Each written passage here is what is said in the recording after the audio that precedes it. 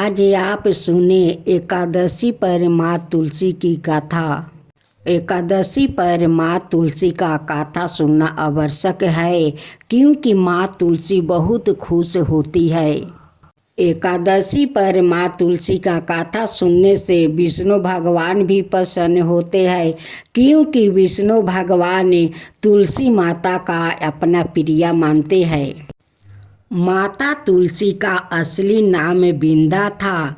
उनका जन्म राक्षस कुल में हुआ था, लेकिन वो श्री हरि विष्णु के परम भक्त थी। बिंदा जब बड़ी हुई तो उनका विवाह जलंधर नाम के असुर से करवा दिया गया। बिंदा भगवान विष्णु की परम भक्त तो थी ही, साथ ही वो पतिव्रता स्त्री भी थी। उनकी भक्ति और पूजा के कारण उनका पति जलंधर अजय होता गया और इसके चलते उसे अपनी शक्तियों पर अभिमान हो गया और उसने स्वर्ग पर आक्रमण कर देव कन्याओं को अपने अधिकार में ले लिया। इससे क्रोधित होकर सभी देव भगवान श्री हरि विष्णु की शरण में गया और जलंधर के अंत करने की प्रार्थना की। परंतु जलंधर का अंत करने के लिए सबसे पहले उसकी पत्नी बिंदा का सती व्रत भंग करना आवश्यक था। विष्णु भगवान ने अपनी माया से जलंधर का रूप धारण कर बिंदा के पतिव्रता धर्म को नष्ट कर दिया और इसके परिणाम स्वरूप जलंधर की शक्ति छीन हो गई और वो युद्ध में मारा गया। लेकिन जब बिंदा को श्री हरि के छल का पता चला तो उन्होंने भगवान विष्णु से कहा, हे नाथ, मैंने आजीवन आपकी आराधना की, आपने मेरे साथ ऐसा कृत्य कैसे किया? इस प्रश्न का कोई उत्तर श्री हरि नहीं दे पाए और तब बिंदा ने भगवान विष्णु से कहा कि आपने मेरे साथ एक पाषाण की तरह व्यवहार किया है। आपको श्राप देती हूँ कि आप पाषाण बन जाए। यह कहते ही भगवान श्री हरि पत्थर समान हो गए और दृष्टि का संचालन बिगड़ने लगा। तब देवताओं ने बिंदा से याचना की कि वो अपना श्राप वो वापस ले ले। भगवान विष्णु भी बिंदा के साथ हुए छल से लज्जित थे और अंत में उन्होंने भगवान विष्णु को क्षमा कर दिया और भगवान विष्णु को श्राप मुक्त कर दिया। जलंधर के साथ सती हो गए। बिंदा की राख से एक पौधा निकला जिसे श्री हरि विष्णु ने तुलसी नाम दिया और वरदान दिया कि तुलसी के बिना मैं किसी भी प्रसाद को ग्रहण नहीं करूँगा। मेरे शालिग्राम रूप में तुलसी का विवाह होगा और कालांतर में लोग इसे स्थिति को तुलसी विवाह करेंगे। उन्हें सुख और सौभाग्य की प्राप्ति होगी। भक्तजनों, आज आप सुने तुलसी माता का खूब सुंदर कथा। एक सुदमिया नाम की औरत थी। उनकी 3 बेटा 3 बहू थी। सुदमिया का घर में पोता पोती से पूरा उनकी परिवार भरे हुए थे, लेकिन छोटी बहू का अभी तक कोई संतान नहीं हुआ था। सुदमिया का दोनों बड़ी बहू कभी कोई भगवान का पूजा नहीं की और नहीं भगवान को पसंद करती, लेकिन छोटी बहू माँ तुलसी का परम भक्त थी। वो रोज श्रद्धा भक्ति से सुबह उठकर माँ तुलसी का पूजा करती, लेकिन दोनों जेठानिया का उनकी तुलसी पूजा करना पसंद नहीं आता। दोनों जेठानी उठकर देवरानी पर केटर केटर लगा देती है। कहती है कि तेरे नींद नहीं है तो हम लोग का नींद क्यों खराब करती है। सुबह उठकर तुलसी तुलसी लगा देती है, घंटा घंटी बजाकर हम लोग का नींद खराब कर देती है। तुलसी को क्यों नहीं फेंक देती है। इस पौधा को पूजा करके तुझे क्या मिलता है। कुछ तो नहीं मिलता है। 2 साल शादी का हो गया, आज तक तो कोई संतान नहीं दी। तुलसी तुलसी तुलसी सुबह उठकर लगा देती है। देवरानी कहती है कि दीदी आप लोग अगर तुलसी का पूजा नहीं करती हो तो कम से कम तुलसी के अपमान तो मत करो। मुझे जितना चाहे गाली दे दो, लेकिन मेरे तुलसी को अपमान मत करो। छोटी बहू जाकर अपना सासू माँ से कहती है कि माँ जी देखिए, दीदी लोग तो माँ तुलसी का पूजा नहीं करती है, तो कम से कम अपमान तो ना करे। सवेरे उठकर मेरे तुलसी को कितना अपमान करती है। मेरा पूजा पाठ वो लोग का पसंद नहीं है। सासू माँ आती है या दोनों बड़ी बहू से कहती है कि तुम दोनों तो कोई भगवान का पूजा पाठ नहीं करती हो, तो तुलसी माता का अपमान क्यों करती हो। छोटी बहू तुलसी माता का पूजा करती है तो उन्हें कर लेने दो, लेकिन तुलसी का अपमान तो मत करो। दोनों बड़ी बहू अलग होना चाहती थी, लेकिन सुदमिया तो अपना किसी बेटा को अलग नहीं होने देती। उनकी कहनाम था कि जब तक मैं जीवित रहूँगा तब तक मैं सबके एक करके रखूँगी। ऐसे करते करते तो कुछ दिन बीत गया। कुछ दिन का बाद सुदमिया का मृत्यु हो गया। सुदमिया का मृत्यु होते ही दोनों बहू शेरनी बन गई। अब तो छोटी देवरानी से रोज झगड़ने लगी, लेकिन छोटी बहू अपना पति को कभी नहीं कहती कि दीदी लोग मुझसे झगड़ती है। रोहन का एक बहन थी जो बड़ी थी, उनकी बहुत पहले शादी हो चुकी थी। एक दिन रोहन बाहर से आता है, देखता है कि घर में मेरे पत्नी के साथ दोनों भाभी लड़ रही है। उनकी पत्नी के साथ लड़ते हुए रोहन को अच्छा नहीं लगा। रोहन अपना पत्नी से कहते हैं कि सुदमिया चलो हम लोग इस घर के छोड़कर हम लोग दूसरा किराया घर में चलते हैं। यहाँ पर मैं एक पल नहीं रहूँगा। जिस घर में शांति नहीं है उस घर में मैं नहीं रहूँगा। जिस घर में मेरे पत्नी का सम्मान नहीं है उस घर में मैं नहीं रहूँगा। चलो हम लोग किराया घर में रह लेंगे। रोहन का पत्नी कहती है कि नहीं जी, जो घर में 2 परिवार हो या 4 परिवार हो, उस घर में जब बर्तन एक संगे टकराता है तो झगड़ा लगता है। तो उसे थोड़े थोड़े लेकर हम लोग क्यों झगड़े, क्यों हम लोग किराया में जाए, यही घर में रहेंगे, एक साथ रहेंगे। छोटी बहू तो कभी अलग होना नहीं चाहती थी, वो जैन परिवार में रहना चाहती थी। लेकिन रोहन ने नहीं माना। वो कहने लगा कि जिस घर में तुम पूजा पाठ करती हो वो लोग का पसंद नहीं आता है, वो लोग तुमसे लड़ती है, झगड़ती है, मेरा अच्छा नहीं लगता है। हम लोग इस घर में अब एक पल नहीं रहेंगे, हम लोग चलो किराया घर में रहेंगे। रोहन अपना पत्नी को लेकर चला जाता है किराया घर में। रोहन तो काम करने चला जाता है और उनकी पत्नी घर में अकेली रहती है, लेकिन उन्हें अच्छी नहीं लगती है अकेले अकेले घर में रहना। वो तुलसी माँ से बात करती है। वो माँ तुलसी से कहती है कि माँ मुझे अकेले अकेले अच्छा नहीं लगता है, मैं किससे बात करूँ माँ, किससे बात करूँ। वो तो चला जाता है काम पर और मैं घर में अकेली रहती हूँ।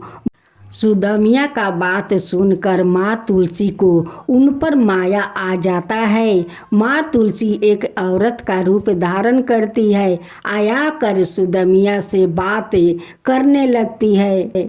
सुदमिया उनसे कहती है कि माता, आप मेरे घर आती है, मुझसे बात करती है, मुझे बहुत अच्छा लगता है। माँ, आप रोज आइए या मुझसे बात कीजिए। मैं अकेली अकेली रहती हूँ, मुझे अकेले अच्छा नहीं लगता है। माँ, आप रोज आइए। माँ तुलसी कहती है कि बेटी, तू चिंता मत कर, मैं रोज आऊँगी, तेरे साथ बात करूँगी, तू चिंता मत कर, तू अकेली नहीं रहेगी, मैं रोज आऊँगी तेरे घर। एक दिन रोहन काम पर से आता है तो रोहन का पत्नी कहती है कि सुनते हो जी, देखो आपका बहन को तो बहुत दिन शादी किया हो गया, वो अभी तक तो अपना महके नहीं आई, जाइए अपना बहन को बुला लाइए, कई दिन घर में मेरे साथ रहेगी तब मेरा भी मन बहल जाएगा।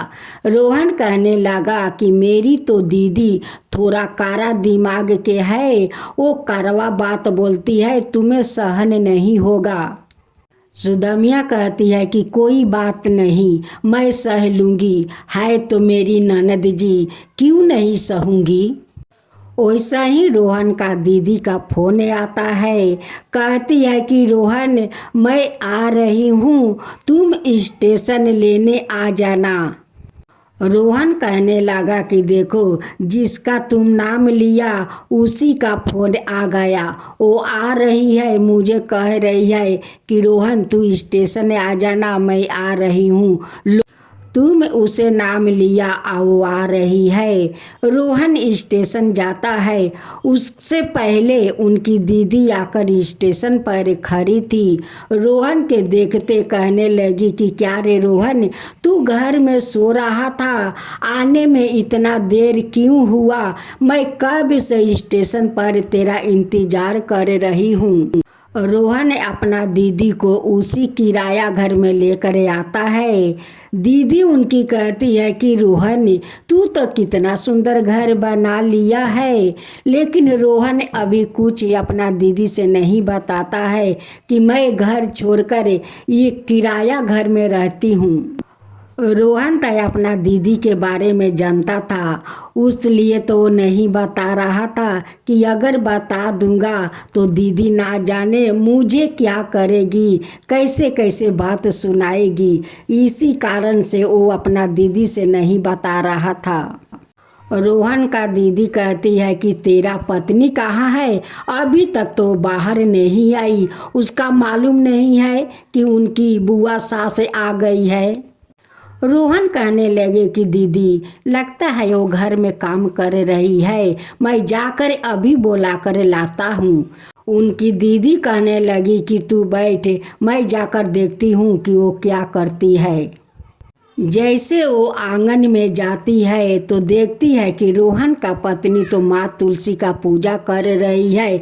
देख कर उन्हें बहुत अच्छा लगा कि कम से कम माँ तुलसी का सेवा तो करती है। वो छोटी बहू से कहती है कि तेरा जेठानी दोनों कहाँ है, वो तो नहीं देखती है। सुदमिया कहती है कि दीदी, मैं तो यहाँ पर किराया रहती हूँ, ये मेरा घर नहीं है, दीदी लोग तो अपना घर में है। रोहन कहने लगे कि दीदी, पहले तुम नाश्ता पानी तो कर लो। दीदी कहती है कि जब तक वो दोनों बड़ी बहू नहीं आएगी तब तक मैं नाश्ता नहीं करूँगी। रोहन कहते हैं कि ठीक है दीदी, मैं जाकर दोनों भाभी को बुलाकर लाता हूँ। उनकी पत्नी कहने लगी कि नहीं नहीं, आप मत जाइए, मैं जाती हूँ और दोनों दीदी को मना कर लाती हूँ। देवरानी अपना जेठानी का घर जाती है। सब बच्चा देखकर कहने लगे कि देखो माँ, देखो चाची आ गई, चाची आ गई। कहने लगी जेठानियाँ कि क्या बात है कि तू फिर आ गई। कहने लगी कि नहीं दीदी, वो दीदी आई है अपना ससुराल से, वही आप लोग का बुला रही है। अब दोनों जेठानी सुनकर बात कहने लगी कि तब तो हम लोग के जाना पड़ेगा, और नहीं तो दीदी को तो डांट खाना ही है। दोनों जेठानी चारों बच्चा मिलकर वो देवरानी के साथ उस किराया घर में जाते हैं। दोनों जेठानी अपना ननद को पैर छूकर प्रणाम करती है। ननद तो खुश है, वो कहने लगी कि जब तक माँ थी तब तक सब कोई के एक करके राखी थी, और माँ को मरते मरते ये लोग बिखर गया, अलगा हो गया। रोहन के दीदी रोहन से कहने लगी कि देखो, अपना सारा सामान समेटो और अपना घर लौट चलो। इस घर में तो मैं नाश्ता पानी नहीं करूँगी और नहीं इस घर में बैठूँगी। रोहन अपना दीदी का बात मान लेता है और सभी को साथ अपना घर लौट आता है। जब पड़ोसिन लोग देखती है कि रोहन की दीदी आई है, सब पड़ोसिन उन्हें देखने के लिए उनकी घर आती है। सभी को बैठा कर रखती है और कहती है कि जाओ, सभी को तुम लोग चाह नाश्ता पानी कराओ। और सभी पड़ोसिन को चाह पानी करवाती है। सब पड़ोसिन कहने लगी कि मोना, आज तुम आई हो तो तुम्हारा घर देखो कितना भारा भारा लगता है, तुम कितना दिन पर महके आई हो। चाय नाश्ता करके पड़ोसिन लोग अपना घर चली जाती है। थोड़ा देरी के बाद रोहन के दीदी कहती है कि मैं मोहन के घर से होकर आती हूँ, तब ले तुम लोग खाना बनाओ। तीनों जेठानी देवरानी कहने लगे कि ना जाने दीदी उनकी घर में जाकर क्या क्या बात सुनाएगी, क्या करेगी। वो दोनों में तो ऐसे ही कई दिन से झगड़ा लगे हुए है।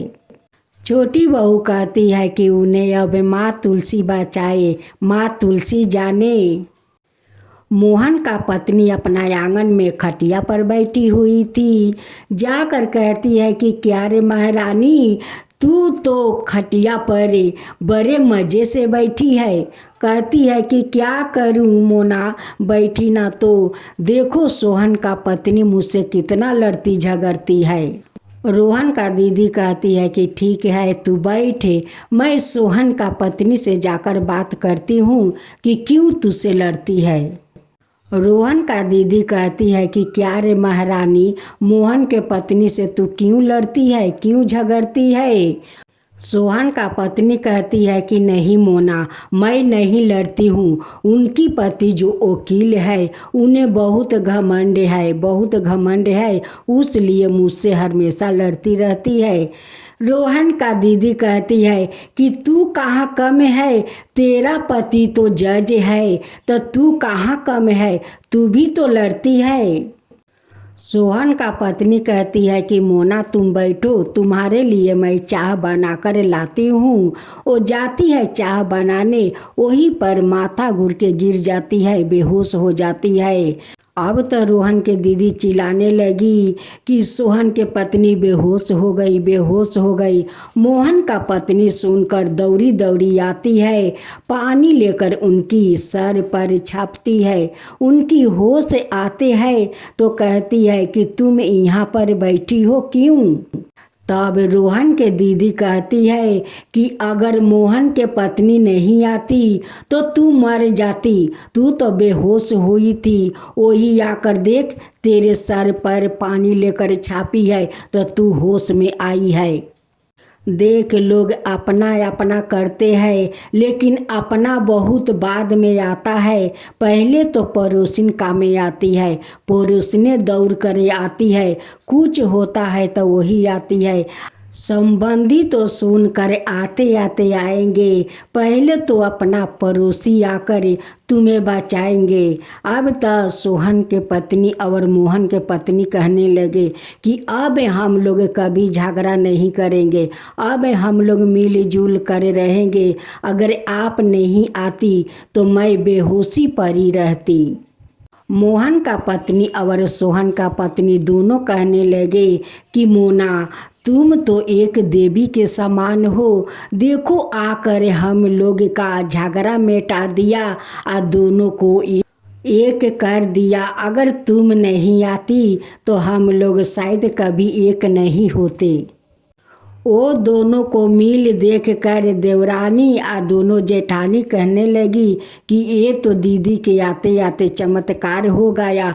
देखो दोनों में कितना दिन से झगड़ा चल रहा था और दीदी आते आते झगड़ा मिटा दिया, दोनों को मिल भी करा दिया। छोटी बहू कहती है कि दीदी तो मेरे तुलसी है, वही तो तुलसी है कि आकर देखो हम लोग का परिवार बिखर गया था, उन्हें एक करवाई, फिर पड़ोसिन में जाकर सभिन को झगड़ा मिटाकर सभिन को मिल करवा दी, तो मेरे दीदी तुलसी से कम नहीं है। रोहन का दीदी कहती है कि देखो बहू, तुम लोग एक जैन फैमिली हो, आज जैन फैमिली बनकर रहो। मैं कब तक आती रहूँगी और तुम लोग का झगड़ा मिटाते रहूँगी, मेरा तो संसार है। तीनों बहू हाथ जोड़कर कहने लगी कि नहीं नहीं दीदी, अब हम लोग कभी झगड़ा नहीं करेंगे, हम लोग एक साथ मिलजुल कर खुशी खुशी से रहेंगे। अब हम दोनों भी माँ तुलसी का पूजा भी करेंगे। आप तो तुलसी बनकर आई, हम सभिन को गिलवा सुकवा आप तो दूर कर दिया दीदी, दूर कर दिया। आप तो महान हो दीदी, महान हो। आप कभी अपना महके मत भूलना, इस परिवार को मत भूलना दीदी, आते रहना। दीदी को देने के लिए तीनों बहू बहुत सारा कपड़ा जेवर अपना ननद को देकर गाड़ी बुलवा कर बड़े श्रद्धा भक्ति से विदाई किया। अब दोनों जेठानी माँ तुलसी का पूजा करने लगी, अब एक साथ मिलजुल कर रहने लगी। तो हे माँ तुलसी, जैसे इस परिवार को आप एक कर दिया, वैसा ही सबका ऊपर कृपा कीजिए। हे माँ तुलसी, वैसा ही सबका ऊपर कृपा कीजिए। माँ तुलसी की जय हो, माँ तुलसी की जय हो। जय जय तुलसी माता, जय जय तुलसी माता, सब जग की सुखदाता वरदाता। जय जय तुलसी माता, जय जय तुलसी माता। सब योग के ऊपर, सब रोग के ऊपर रुझ से रक्षा करके भाव तराता। जय तुलसी माता, रुझ से रक्षा करके भाव तराता। जय तुलसी माता। बाहु पुत्री है सयामा, सुरबली है गारामा। विष्णु प्रिया जो तुम के सेवे, सोनर तर जाता। जय जय जय तुलसी माता, जय जय जय तुलसी माता। हरि कैसे सभी राजते, त्रिभुवन से हो बनती थी। पतित जनों की तारानी, तुम्हें हो भी खाता। जय जय तुलसी माता, जय जय तुलसी माता। लेकर जन्म बिजन में आई, दिव्या भवन में मानव लोगी तुम्हीं से सुख सनपति पाता। मानव लोग तुम्हीं से सुख सनपति पाता। जय जय तुलसी माता, जय जय तुलसी माता।